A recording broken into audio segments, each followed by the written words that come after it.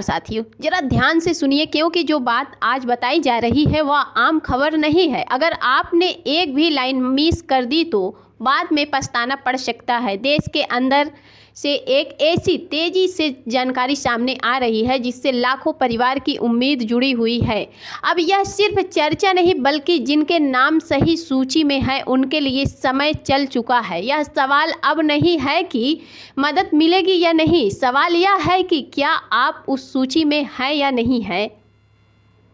यह जानकारी किन लोगों के लिए है? यह जानकारी उन लोगों के लिए है जो आज भी कच्चे मकान, झोपड़ी या टीन की छत के नीचे रह रहे हैं, जो किराए के बोझ से परेशान है, जो मन ही मन सोचते हैं कि कभी मेरा भी पक्का घर होगा।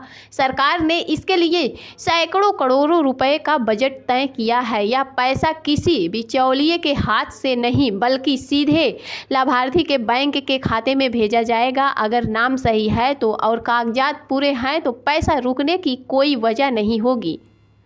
जिनका नाम सूची में है उनके लिए बड़ी खबर। जिन लोगों ने नाम अब तक आधिकारिक सूची में दर्ज हो चुके हैं उन्हें इंतजार की लाइन से बाहर कर दिया गया है। अब एक एक करके सभी के खाते में पहली किस्त भेजी जाएगी। ध्यान रखें, पैसा एक साथ सबके खाते में नहीं आएंगे। यह प्रक्रिया धीरे धीरे चलेगी, इसीलिए अगर पड़ोसी के खाते में पैसा आ गया और आपके खाते में नहीं आया तो घबराने की कोई बात नहीं है। यह योजना क्यों शुरू की गई है? इस योजना की शुरुआत सिर्फ एक सोच के साथ हुई थी। देश में कोई भी परिवार बिना पक्की छत के ना रहे। जो लोग झोपड़ी में रहते थे, कच्चे मकान में थे, आर्थिक रूप से घर नहीं बना सकते थे, उन्हीं के लिए यह योजना बनाई गई थी। लेकिन एक सच्चाई यह भी है कि यह मदद हर किसी के लिए नहीं है। पात्रता की मुख्य शर्तें बहुत ज़रूरी है। इस योजना का लाभ लेने के लिए आवेदन भारत का नागरिक होना चाहिए। परिवार का नाम पर पहले से पक्का मकान या ज़मीन नहीं होनी चाहिए। सरकारी नौकरी में नहीं होना चाहिए। शादीशुदा होना ज़रूरी है। उम्र इतनी हो कि व्यक्ति खुद फैसले समझ सके। अगर इनमें से कोई भी शर्त पूरी नहीं होती है तो नाम रुक सकता है। ज़रूरी दस्तावेज यही सबसे ज़्यादा गलती होती है। इन कागज़ों का पूरा और सही होना बहुत ज़रूरी है। आधार कार्ड, मान्य पहचान पत्र, सही और चालू मोबाइल नंबर, पूरा और स्पष्ट पता, बैंक खाता आधार से लिंक हो, आय प्रमाण पत्र। इनमें से एक भी चीज़ अधूरी है तो पैसा अटक सकता है।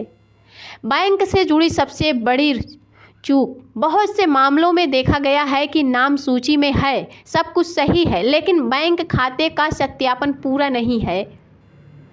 ऐसे में सिस्टम पैसा भेज ही नहीं पाता। इसीलिए ज़रूरी है कि बैंक खाता पूरी तरह से सत्यापित हो, आधार और खाते की जानकारी मैच करे। सरकार ने रास्ता खोल दिया है, अब जिम्मेदारी आपकी है।